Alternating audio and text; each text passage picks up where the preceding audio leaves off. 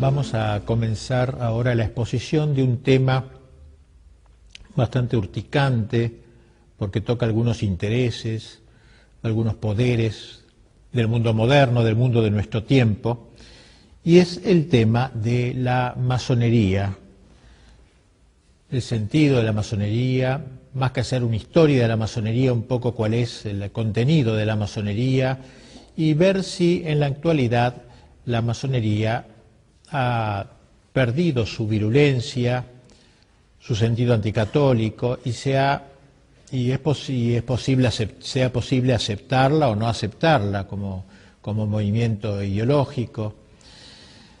Me voy a basar sobre todo en lo que me parece el mejor estudio logrado sobre la masonería, y es una encíclica, una gran encíclica que publicó el Papa León XIII hace ya más de un siglo, que se llama Humanum Genus.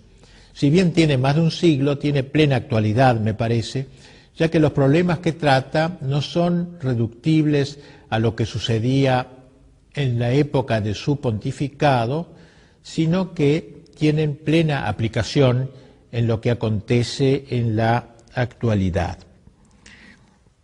No podemos dejar de lado esta doctrina pontificia que se nos muestra no como una creación del Papa León XIII, un invento del Papa León XIII, relativo solamente a lo que sucedía en su tiempo, sino que debe ser leída, como trataremos de hacerlo, en continuidad con la doctrina mantenida a lo largo de tanto tiempo, varios siglos atrás podríamos decir, y que proclama una verdad ineludible que hace a la pervivencia misma de las naciones y a la capacidad de propagación de la Santa Iglesia. Vamos a tratar pues de dar forma a las principales enseñanzas de la encíclica, aplicándolas luego a la situación actual y a la actitud actual de la Iglesia frente a la masonería. Ya desde el comienzo de su documento, el Santo Padre presenta la lucha que la masonería lleva contra la Iglesia en una dimensión auténticamente teológica, es decir, no es una lucha de poderes, sino es una lucha entre el bien y el mal. Y así dice el Papa: el género humano, después de apartarse miserable, creador y dador de los bienes celestiales, por envidia del demonio quedó dividido en dos campos contrarios, de los cuales el uno combate sin descanso por la verdad y la virtud, y el otro lucha por todo cuanto es contrario a la virtud y a la verdad. El primer campo es el reino de Dios en la tierra, es decir, la Iglesia verdadera de Jesucristo. El otro campo es el reino de Satanás. Bajo su jurisdicción y poder se encuentran todos los que, siguiendo los funestos ejemplos de su caudillo y de nuestros primeros padres, se niegan a obedecer la ley divina y eterna y emprenden multitud de obras prescindiendo de Dios o combatiendo contra Dios. Es decir, enmarca el Papa la lucha de la masonería contra Cristo en una visión, una cosmovisión amplia de la historia. Podríamos decir que va poco menos que del Génesis al Apocalipsis. Y en ese sentido entronca su enseñanza con la doctrina de San Agustín, que expresó sobre todo en su gran obra de Civitate Dei, de la ciudad de Dios, donde habla de esta secular lucha que marca la historia, que da una explicación de la historia a la luz teológica, como si dijéramos que mira la historia desde los ojos de Dios, no desde los ojos miopes nuestros que ven con pocos alcances. En cambio, el Papa tiene esa visión, San Agustín tiene esa visión genérica y grande de la historia, donde presenta todo el acontecer histórico, el devenir histórico, como la expresión de una de un enfrentamiento de dos ciudades, la ciudad de Dios, que da el título a su libro de Civitate Dei, y la ciudad del mundo, que se manifiestan con leyes contrarias y aficiones contrarias, compendiándose con sutil brevedad sus respectivas causas eficientes en estas palabras del santo doctor y obispo de Hipona San Agustín. Dice, el texto central de Civitate Dei, dice San Agustín: dos amores edificaron dos ciudades. El amor de sí mismo hasta el desprecio de Dios edificó la ciudad terrena. El amor de Dios hasta el desprecio de sí mismo, la ciudad celestial. Es decir, dos amores que explican este enfrentamiento, el amor de Dios y el amor del hombre. El amor de Dios, considerado como el primado, al cual se ordena todo el resto de la creación, el hombre incluido, y el amor del hombre, con mayúscula, el hombre endiosado, autoendiosado, que se eleva, consintiendo en cierta manera a la tentación paradisíaca: seréis como dioses, que Satanás dirigió a nuestros primeros padres. Por eso decíamos que su visión abarca todo el tiempo que corre desde el Génesis hasta el Apocalipsis. Es natural que San Agustín, al presentarnos este gran proyecto, esta gran visión teológica con ojos divinos, ojos de águila, de toda la historia, sus análisis concretos no podían rebasar la época en que vivió. San Agustín murió en el siglo V y obviamente no pudo explicarnos lo que sucedería después de su muerte, y por eso desde el siglo V, hasta que va explicando desde el Génesis hasta el siglo V, hace un salto hasta el fin de los tiempos, hablando del juicio, del cielo, del infierno, de la gloria, pero claro, deja este bache inconcluso, estos siglos que separan el siglo V del fin de los tiempos, sin escribir. Obviamente él no podía saber lo que iba a pasar luego, pero sí nos ha dejado las claves de interpretación histórica. Gracias a esas claves podemos luego interpretar lo que ha ido sucediendo a lo largo de los siglos. Pero nos interesa ver cómo León XIII, al empezar su encíclica Humanum Genus sobre la masonería, la pone a la luz de esta gran visión agustiniana del enfrentamiento de las dos ciudades. Y así León XIII, luego de haber aludido a ello, añade lo siguiente, dice: durante todos los siglos han estado luchando entre sí con diversas armas y múltiples tácticas, aunque no siempre con el mismo ímpetu y ardor. En nuestros días, todos los que favorecen el campo peor parecen conspirar a una y pelear con la mayor vehemencia bajo la guía y con el auxilio de la masonería, sociedad extensamente dilatada y firmemente constituida por todas partes. No disimulan ya sus propósitos, se levantan con suma audacia contra la majestad de Dios, maquinan abiertamente la ruina de la Santa Iglesia, con el propósito de despojar enteramente, si pudiesen, a los pueblos cristianos de los beneficios que le ganó Jesucristo, nuestro Salvador. Es decir, entonces esta lucha agustiniana se extiende a lo largo de todos los siglos han luchado estos dos contendientes con todas sus fuerzas, pero no siempre con el mismo ímpetu y ardor. Y dice cómo todas las fuerzas del mal, todos los que favorecen el campo peor, dice, parecen conspirar bajo la guía de la masonería.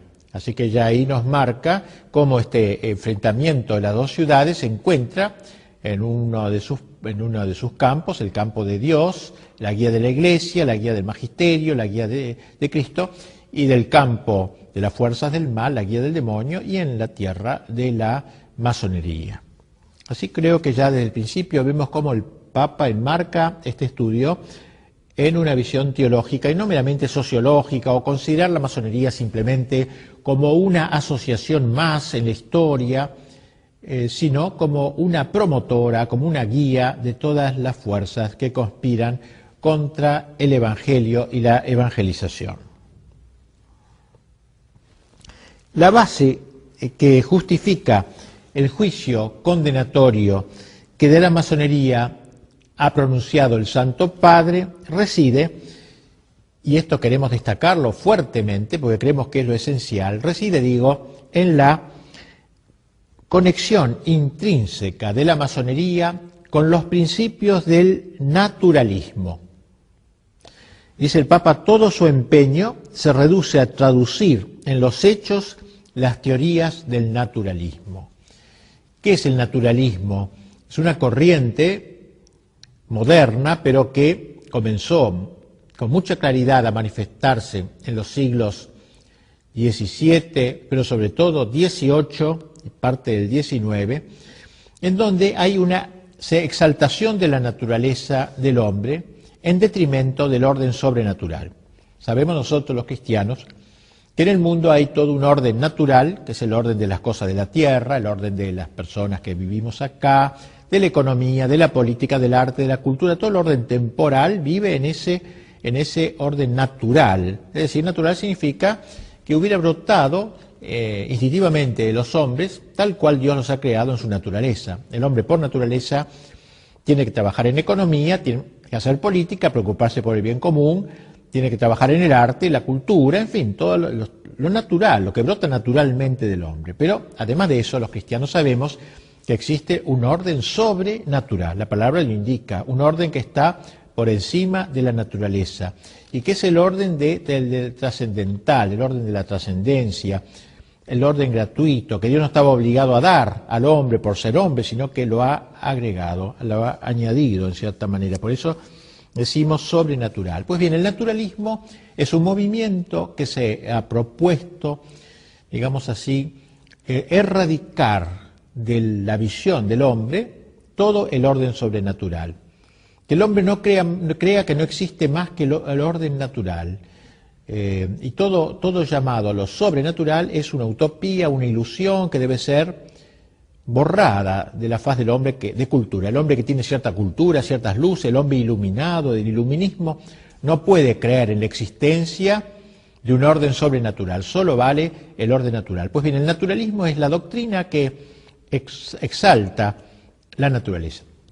Se abroquela en la naturaleza, se encierra ahí en la naturaleza, no quiere saber nada del orden sobrenatural porque piensa que ya el hombre se basta a sí mismo. El hombre con sus propias fuerzas podrá perfectamente solucionar todos sus problemas y los problemas de la sociedad. Si no le alcanzan sus propias fuerzas, la fuerza de toda la sociedad unida le permitirá al hombre alcanzar su felicidad en la tierra. Fíjense ustedes que es un poco la tendencia que luego tendría el marxismo cuando hablara Marx de el paraíso en la tierra, o sea, el hombre que logra con sus solas fuerzas, a fuerza de músculos, encontrar su salvación, su felicidad en la tierra. Eso es el naturalismo, una herejía, prácticamente la más grande herejía de nuestro tiempo. Y dice un autor contemporáneo, Gabriel del Noche, que él piensa que el fin de la historia, la época del anticristo, se caracterizará por una victoria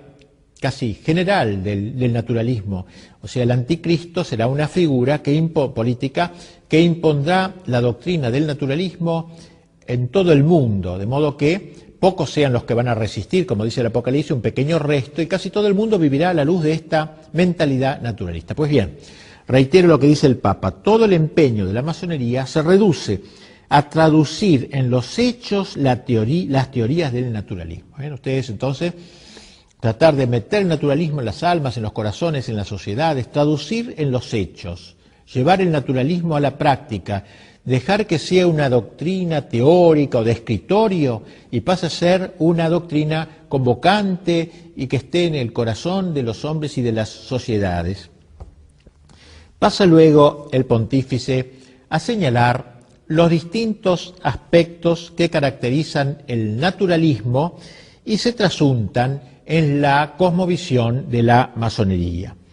El principio fundamental de los que profesan el naturalismo, dice el Papa, es que la naturaleza humana y la razón natural del hombre han de ser en todo soberanas absolutas. O sea, no aceptar ninguna soberanía de lo sobrenatural, de lo alto, que no existe. Toda la soberanía está en la razón soberana, la naturaleza soberana. De ahí prosigue el Papa el culto que la masonería rinde a la razón, a las luces de la razón, como lo llama, cerrándose a toda verdad que en una u otra forma pudiera trascenderla, ya que dicha verdad, en el caso de existir, implicaría un menoscabo de su soberanía. Es decir, cerrarse a toda verdad. Las luces de la razón, una palabra muy querida por la masonería, las luces, por eso es el iluminismo, ello es toda una época que marcó la historia y que sigue ahora teniendo una gran importancia. Entonces la masonería rinde a la razón esa gloria, digamos así, y piensa que cualquier aceptación de una verdad que no venga de la razón, por ejemplo, que venga de la revelación, que venga de lo alto, va en menoscabo de la soberanía. Hay una soberanía, hay un señorío de la razón, la diosa razón. Recuerden ustedes que en la Revolución Francesa fue exaltada, que incluso llegó hasta el extremo delirante, tragicómico, de poner en la Catedral de Notre Dame, la Catedral de París, sacar la imagen de la Virgen, Notre Dame, Nuestra Señora, sacarla y poner en su lugar a una prostituta como símbolo de esta razón, frente a la cual los allí presentes incensaban como si fuera una diosa, la diosa razón les llamaron. Decimos que es una expresión estúpida, aberrante, pero que sin embargo muestra esa intencionalidad, digamos así, de destronar lo sobrenatural y entronizar esta nueva diosa, la diosa de la razón soberana, es decir, que no reconoce nada por sobre la razón. Pues el Papa ha dicho con toda claridad, explica esto. Entonces, sigue diciendo el Papa, ante esta actitud implica que no hay lugar ya para la revelación divina y por consiguiente carecen de sentido los dogmas religiosos, porque el dogma precisamente es una verdad que viniendo de lo alto la asume el magisterio de la Iglesia y la propone así como es, como una verdad infalible, porque ha venido justamente de lo alto. Y así, escribe el Papa, no aceptan verdad alguna que no pueda ser alcanzada por la razón humana.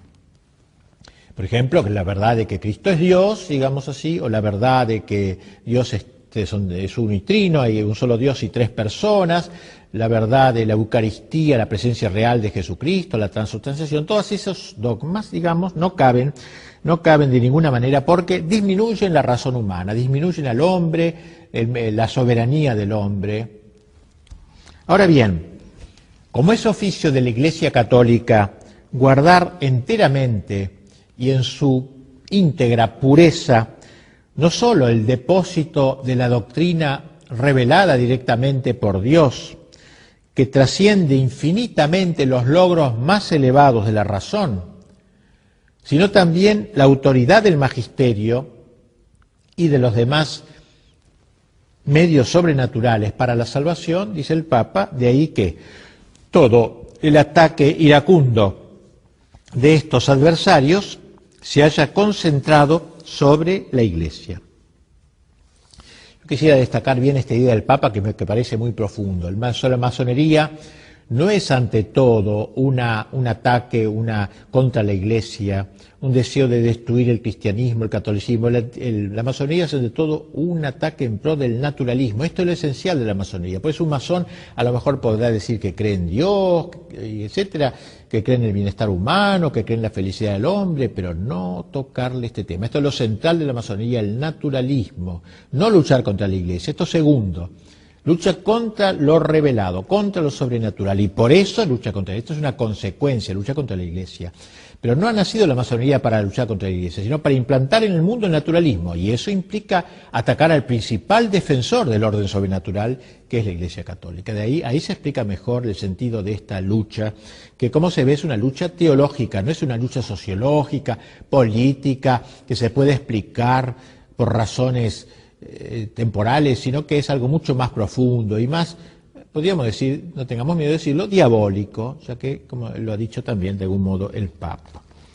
Bien, afirma el Papa que eso es lo que los ha llevado a perseguir abiertamente a la Iglesia en varias naciones, oprimiendo al clero con leyes inicuas, suprimiendo o dispersando cuando tenían poder las órdenes religiosas y sobre todo atacando a la Santa Sede y al Romano Pontífice.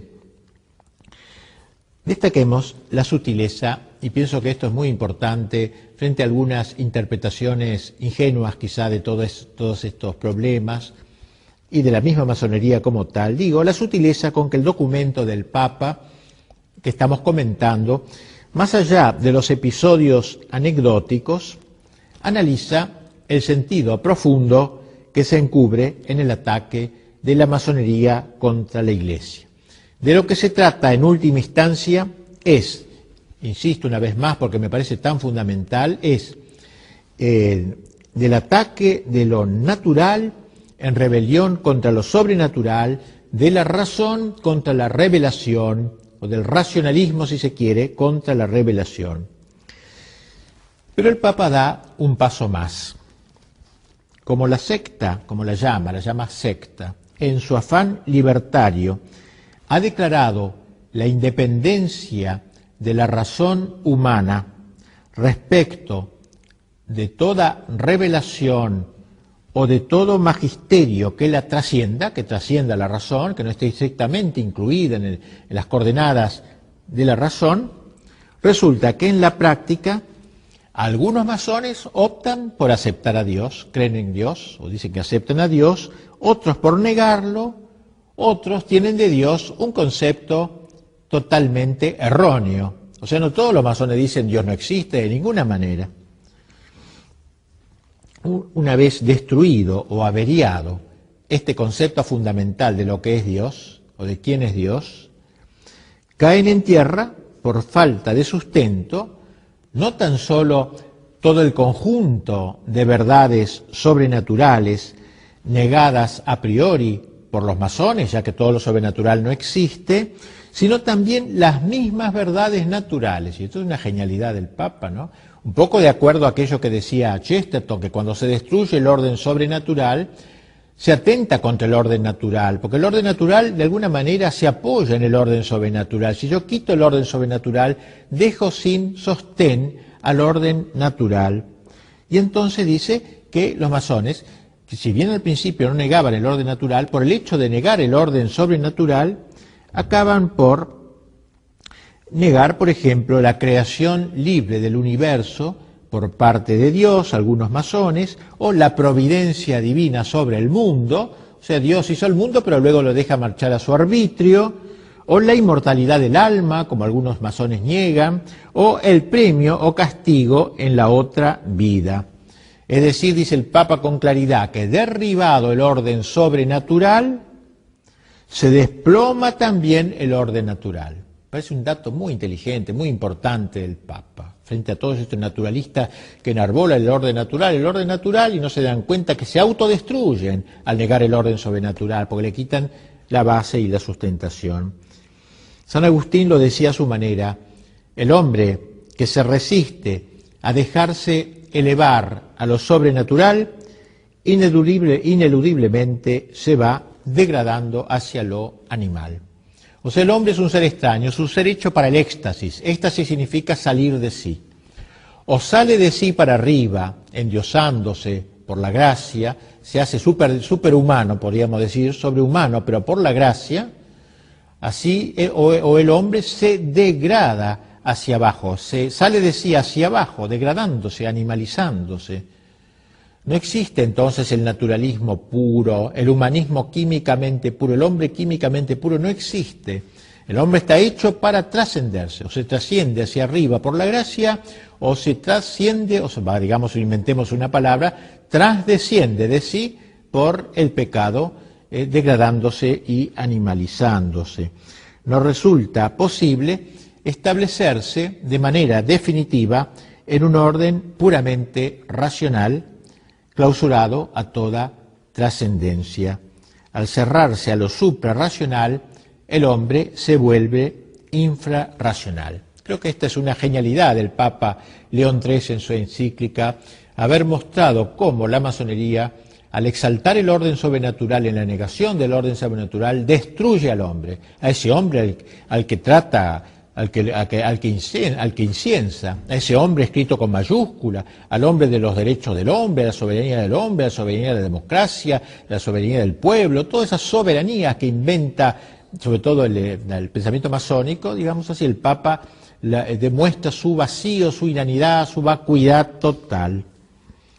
El naturalismo es un atentado contra la inteligencia que al cerrarse a la verdad sobrenatural queda, por así decirlo, como castrada.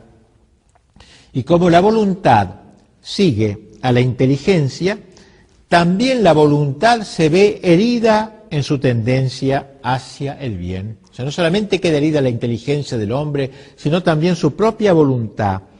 Las tres fuentes o verdades de donde brotan toda moral y toda justicia son, según la enseñanza de León XIII, en primer lugar, un Dios creador y gobernador providente del mundo.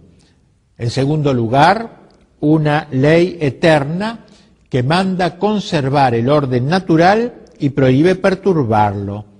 Y finalmente, el fin último del hombre, más allá de todas las realidades humanas y de esta transeúnte, pasajera vida terrenal. Si se suprimen, dice el Papa, como suelen hacerlo el naturalismo y la masonería, la ciencia moral y el derecho quedan destituidos de todo fundamento y defensa. En efecto, dice el Papa, la única moral que reconoce la familia masónica es la llamada moral cívica, independiente y libre, es decir, una moral que excluye toda idea religiosa. Y aquí tenemos cómo aquella masonería que inicialmente se mostró prorreligiosa, creyendo quizás en Dios, etcétera, acaba diluyendo todo esto, diluyéndose plenamente en una secta, digamos, en donde queda excluida toda idea religiosa. El rechazo de las verdades enseñadas por Dios, este iluminismo, este racionalismo, conduce necesariamente, según observa con sagacidad el Santo Padre, a la negación del pecado de nuestros primeros padres. O sea, a la idea de que la naturaleza del hombre nace dañada por el pecado de origen comunicado de padres a hijos y consiguientemente lleva a la negación de una naturaleza debilitada y proclive al pecado. Claro, si no hay pecado original, la naturaleza del hombre no ha sido tocada, no ha sido herida, averiada por el pecado, el hombre nace perfecto cuando nace. Un poco la idea de Rousseau, el hombre naturalmente bueno, que lo hace malo en la sociedad. No hay ninguna cosa previa, no hay ningún pecado original, no hay nada con que haya nacido malo. Es bueno, de por sí, si lo dejaran, por ejemplo, en una selva, sería buenísimo el hombre. ¿Por qué se hace malo el hombre? Por la sociedad lo arruina. Bueno, esta un poco es la idea de Rousseau, ¿no? Hemos visto, por el contrario, hasta qué punto los masones exageran las fuerzas y la excelencia de la naturaleza humana. Precisamente porque el hombre no tiene pecado de origen, exageran la fuerza de la justicia humana, poniendo en esta el único principio regulador de la justicia.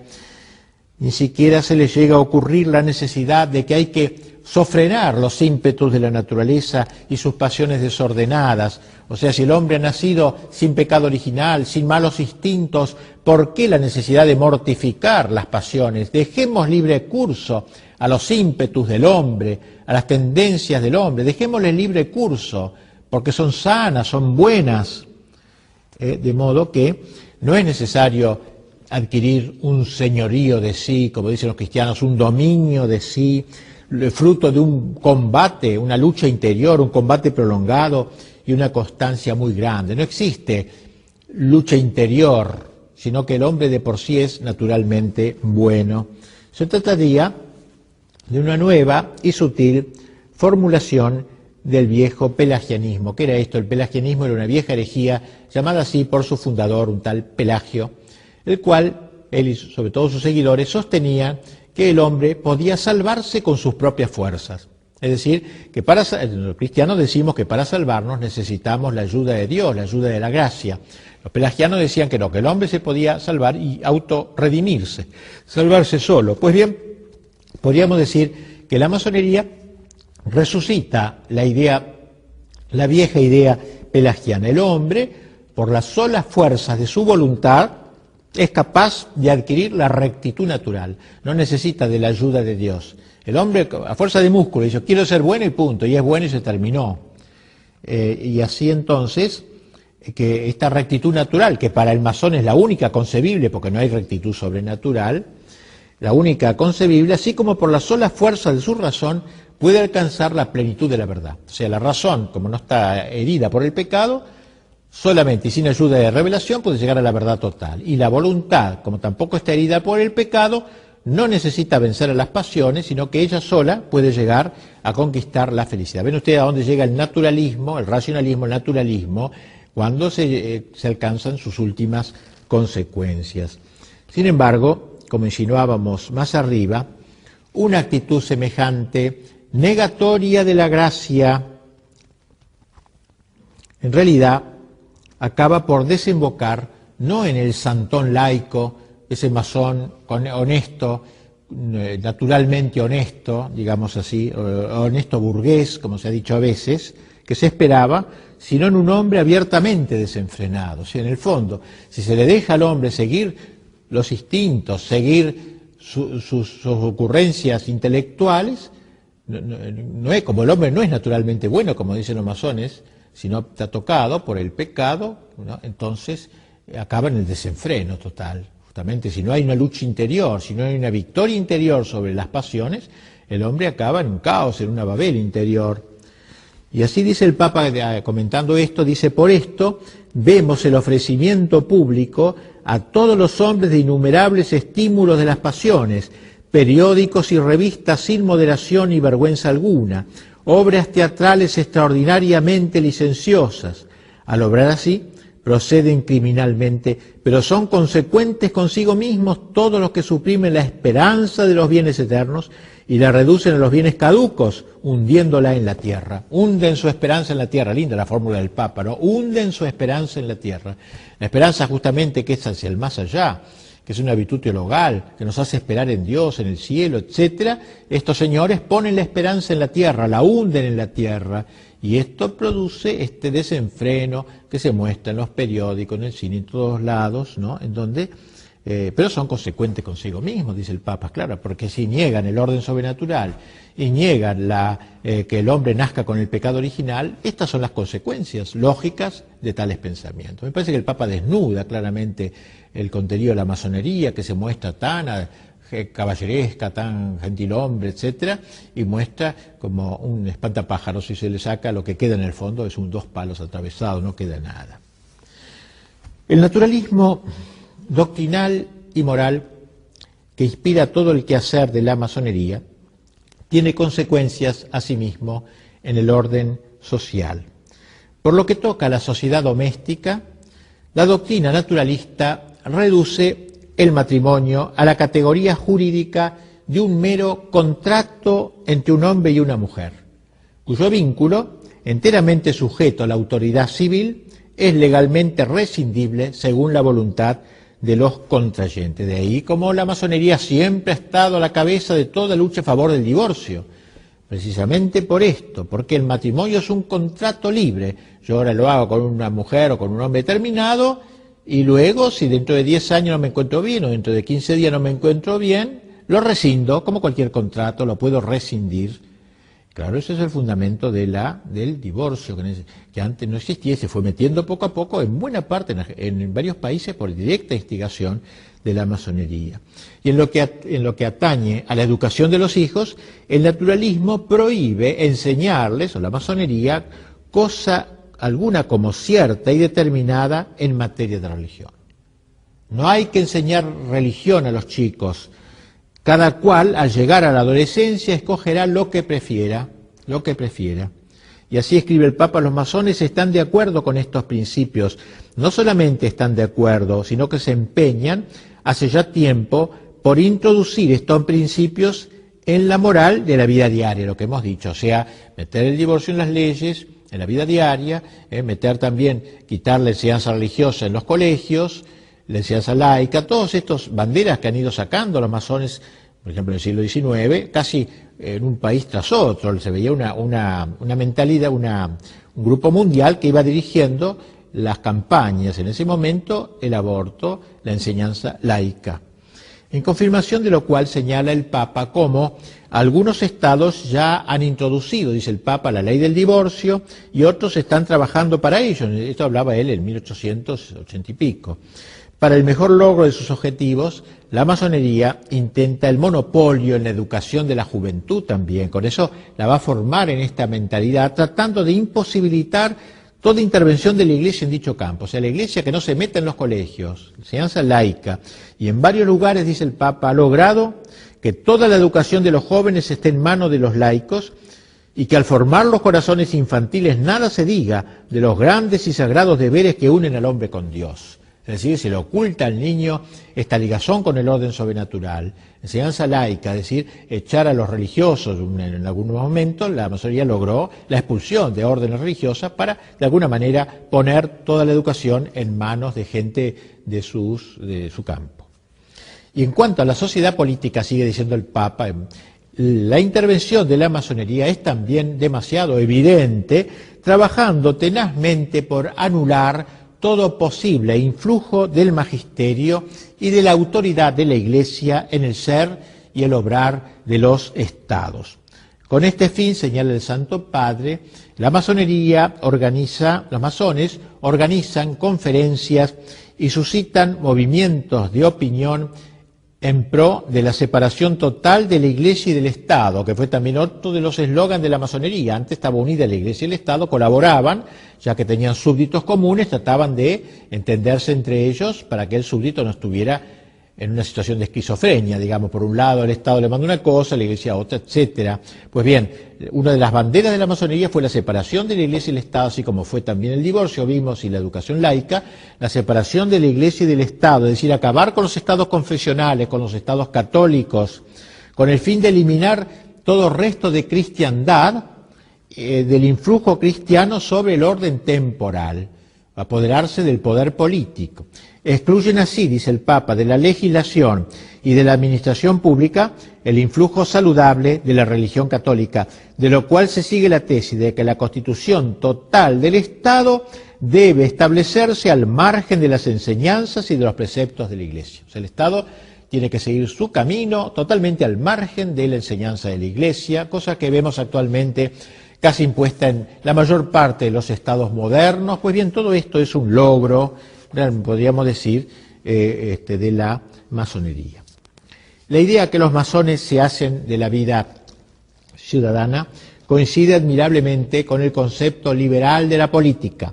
Más aún, el liberalismo es hijo directo de la masonería, la concreción del naturalismo masónico en el ámbito de la política. Pero la fecundidad de la masonería no se agota solo en el liberalismo. El Santo Padre, adelantándose en cierta manera a lo que la historia demostraría con los hechos, enseña que la masonería, al engendrar el Estado liberal, preparaba el camino al socialismo marxista. Y piense que esto lo dice el Papa casi contemporáneamente a Marx, fines del siglo XIX, fue como un profeta. Dice el Papa en su encíclica, estos cambios y estos trastornos son los que buscan de propósito muchas asociaciones comunistas o socialistas. La masonería, que favorece en gran escala los intentos de estas asociaciones y coincide con ellas en los principios fundamentales de su doctrina, no puede proclamarse ajena a los propósitos de aquellas. Bien, la masonería solo puede ser entendida a fondo si se la considera en el contexto del gran proceso desacralizador que comenzó a fines del siglo XIV. La Edad Media, a pesar de todos sus defectos, logró plasmar la cristiandad. Cristiandad significa la impregnación por parte del Evangelio del orden temporal, de la política, de la cultura, del arte, de la economía, impregnado todo por el espíritu del Evangelio. Esta sociedad, cristiandad, descrita con tanta expresividad por el mismo León XIII en su encíclica Immortale Dei, donde decía al que el Papa, hubo un tiempo, triste la expresión, no, hubo un tiempo como con nostalgia, hubo un tiempo en que la filosofía del Evangelio gobernaba los estados. Entonces aquella energía propia de la sabiduría cristiana, aquella su divina virtud, había penetrado profundamente en las leyes, instituciones y costumbres de los pueblos, en todos los órdenes y problemas del Estado, cuando la religión fundada por Jesucristo, colocada firmemente sobre el grado de honor y de altura que le correspondía, florecía en todas partes, secundada por el favor de los príncipes y por la legítima tutela de los magistrados, y el sacerdocio y el imperio, concordes entre sí, departían con toda felicidad en amigable consorcio de voluntades e intereses. Organizada de este modo, la sociedad civil produjo bienes muy superiores a toda esperanza.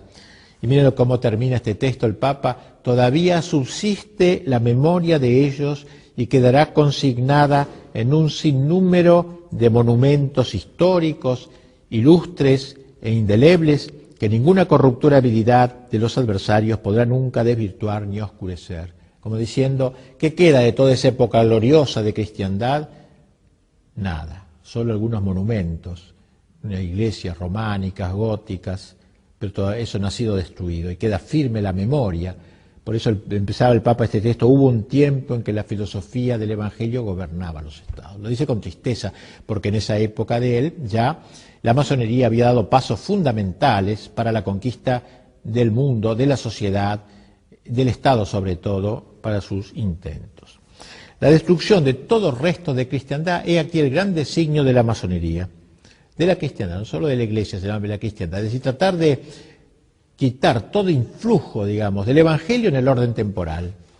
Y si ahora quedan pequeños bastiones donde todavía existe ese influjo, hay que erradicarlos lo antes posible.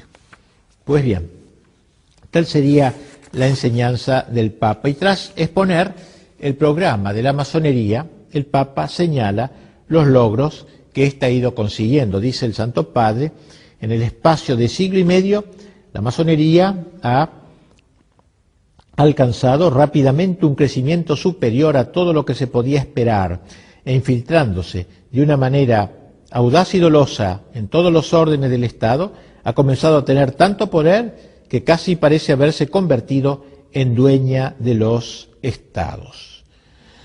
Y así entonces, la ofensiva masónica, constante e implacable, en orden a destruir tanto la religión como la Iglesia y resucitar después de 18 siglos la moral y la doctrina del paganismo, su rechazo, dice el Papa, de los beneficios que con tanta bondad alcanzó Jesucristo, no solo para cada hombre en particular, sino también para cuantos viven unidos en la familia, en la sociedad civil, tal ofensiva y tal rechazo no son comprensibles, como dijimos al comienzo, sino a la luz del gran combate teológico al que aludíamos antes, al combate de las dos ciudades en lenguaje agustiniano o de las dos banderas en lenguaje ignaciano. En este insensato y abominable propósito, dice fuerte, vigorosamente el Papa, parece revivir el implacable odio y sed de venganza en que Satanás arde contra Jesucristo. El Papa nos decía al principio de su encíclica que si bien esta prolongada lucha había tomado muy diversas formas en el curso de los siglos, en nuestros días todo lo que están en la ciudad perversa parecen conspirar a una y pelear con la mayor vehemencia bajo la guía y con el auxilio de la masonería. Bien, frente a esta ofensiva, a esta actitud ofensiva, nosotros tenemos que reaccionar, dice el Papa. Tenemos que enfrentarnos con un enemigo astuto y doloso. No es como otros enemigos más francos, como pudieron ser los bárbaros cuando invaden Europa o el Islam, sino que son tan metidos en la sociedad occidental, tan metidos dentro de la cristiandad, enemigo astuto, doloso, que halagando los oídos de los pueblos, dice el Papa, y de los gobernantes, se ha cautivado a los unos y a los otros con el cebo de la adulación y de las suaves palabras. Para lograr el ablandamiento y la ulterior deserción de sus enemigos, la masonería hace correr la versión de que un católico puede colaborar con ella sin abjurar expresamente de la fe católica. Es la táctica que mejor sirve a sus propósitos. Usted puede ser católico y puede ser masón. Con eso va ablandando más y más toda posible resistencia. Y el Papa da las razones. Dice, en primer lugar, porque este es el camino de engañar fácilmente a los incautos y de multiplicar el número de adeptos. Y en segundo lugar, porque al abrir los brazos a todos los procedentes de cualquier credo religioso, logran, de hecho, la propagación del gran error de los tiempos actuales, el indiferentismo religioso y la igualdad de todos los cultos, que es una manera de arruinar todas las religiones, sobre todo la católica, que como único verdadera no puede ser igualada a los demás sin suma injusticia. Bien, dice el Papa que al tratarse de un enemigo tan taimado, uno de los deberes principales de la lucha contra la masonería será el de desenmascararla, hacer un poco lo que estoy haciendo yo, desenmascararla. Por eso el Papa, hacia el fin de la encíclica, dirigiéndose especialmente a los obispos, los exhorta a que abran los ojos sobre todo de la juventud, consagrando a su educación la mejor parte de sus esfuerzos. Nunca, dice, harán demasiado en orden a preservar a la adolescencia de las escuelas y maestros que puedan inculcarle el aliento malsano de las sectas. Habrá que incluir en la enseñanza de la doctrina la exposición y la perversidad de la masonería, de modo que todos puedan precaverse de las artimañas que suelen emplear para sus dañados propósitos. Termina el Papa elevando sus ojos a Nuestra Señora y a los santos. Tomemos como auxiliadora y mediadora a la Virgen María, Madre de Dios, dice, ella que venció a Satanás desde el momento de su concepción, despliegue su poder contra todas las sectas impías en que se ven revivir claramente la soberbia contumaz, la indómita perfidia y los astutos engaños del demonio. Pongamos por intercesores al príncipe de los ángeles, San Miguel, a San José, esposo de la Virgen Santísima, a los grandes apóstoles Pedro y Pablo, invictos defensores de la fe católica. Tales son, a grandes rasgos, las principales ideas del Papa León XIII sobre la masonería, sobre esta gran ofensiva masónica fundamental para entender lo que sucede en los últimos tiempos.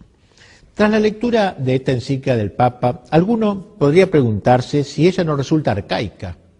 ¿No es algo propio de épocas pasadas, los del Papa? Las cosas de ahora son como fueron entonces. La Iglesia no es en nuestros días más condescendiente. La masonería no habrá cambiado y se habrá hecho potable. Pues bien, esto mismo se preguntó después del Concilio Vaticano II, la Conferencia Episcopal Alemana.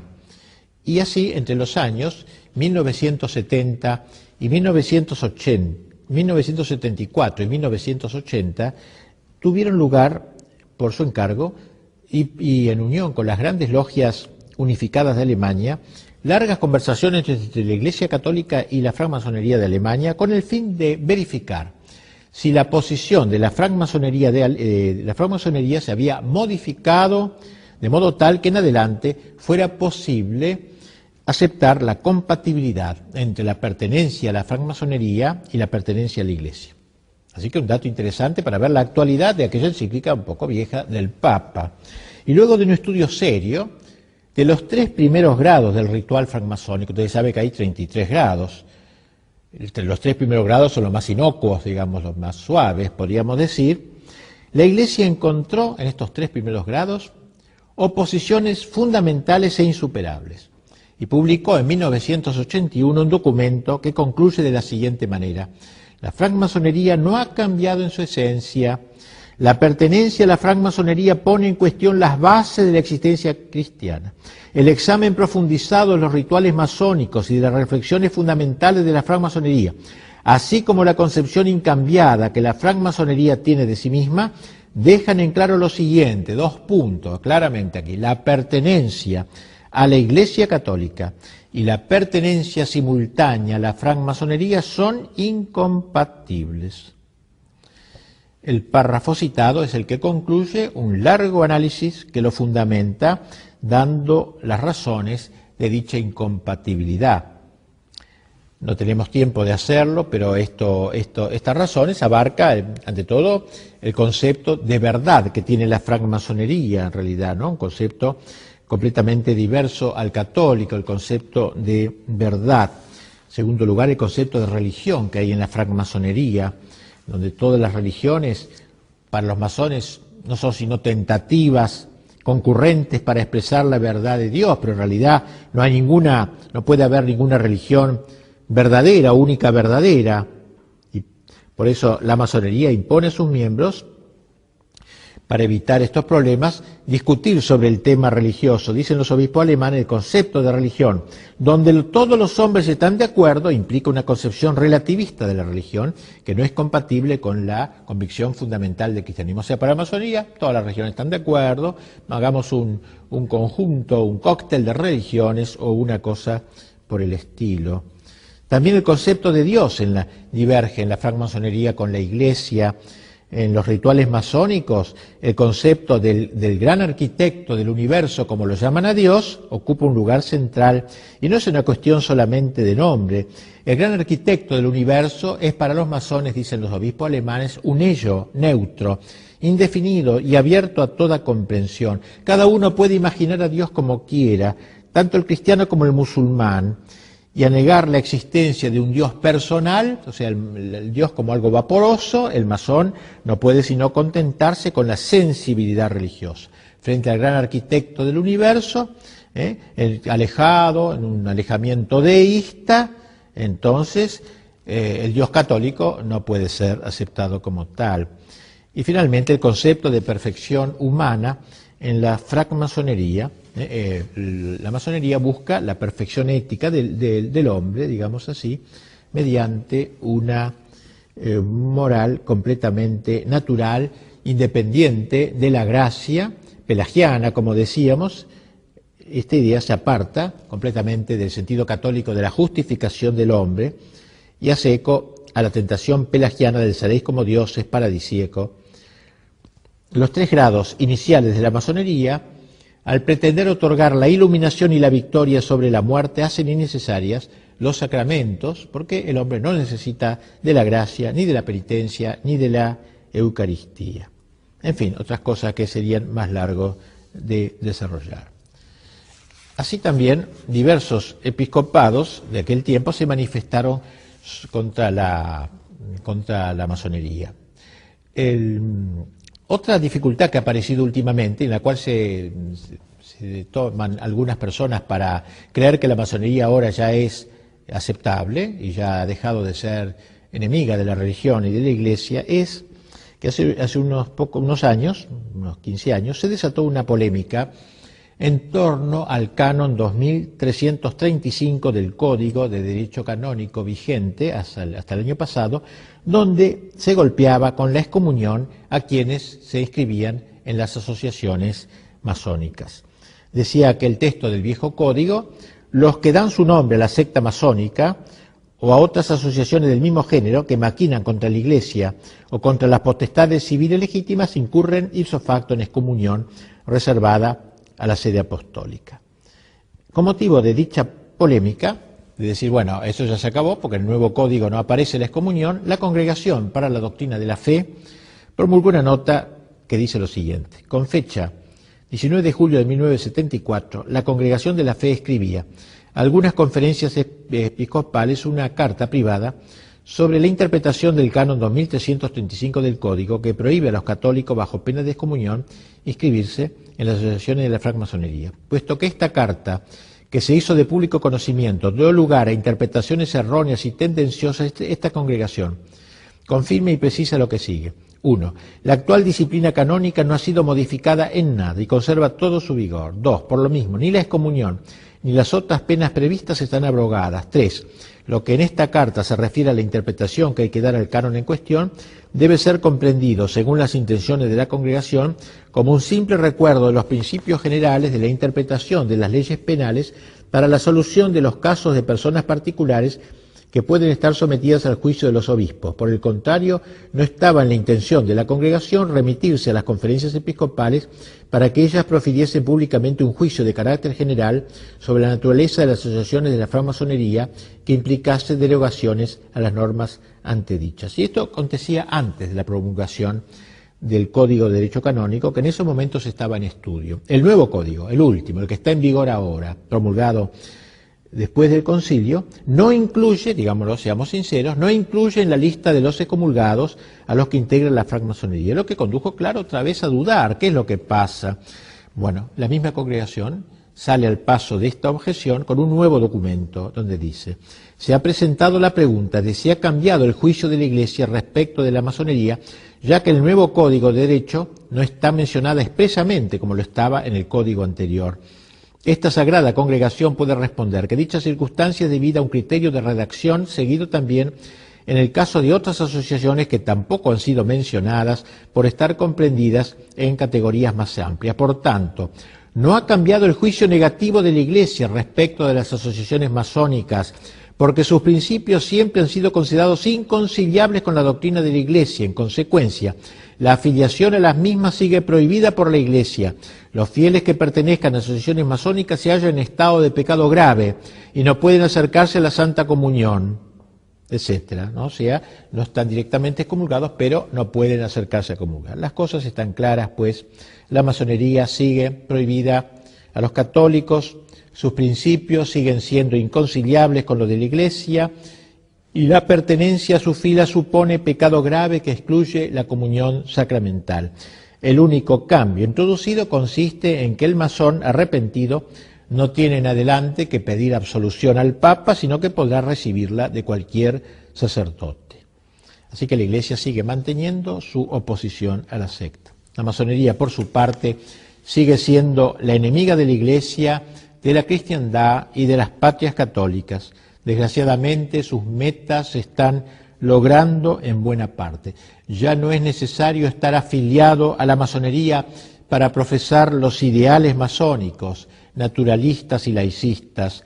Baste pensar, por desgracia, que el común de la gente, según acepta estas ideas, es como la mentalidad general. Ahora todo el mundo vive estas ideas del naturalismo, ¿no? Aunque no esté afiliado a la masonería, y en ese sentido ha habido un gran triunfo social de ellos, pero esta victoriosa infiltración de la masonería en la sociedad de nuestros tiempos, e incluso en el interior de la Iglesia, solo debe servirnos para oponernos a ella con más intrépida decisión.